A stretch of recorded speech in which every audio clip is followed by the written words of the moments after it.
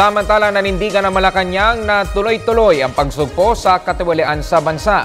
Sinabi ito ni PCOO Secretary Sunny Coloma sa harap ng rekomendasyon ng NBI na kasuhan ang isang kongresista at 4 na staff ng Department of Budget and Management, batay na rin sa resulta ng investigasyon kaugnay ng pagpapalabas ng Pekeng Special Allotment Release Order o SARO.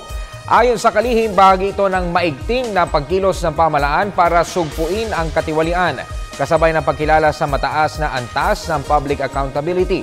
Samantala, kinilala ni DBM Secretary Butch Abad ang naging rekomendasyon ng NBI. Ayon kay Abad, ang investigasyon upang malaman ang nasa likod ng Pekeng SARO at maparusahan ang mga ito.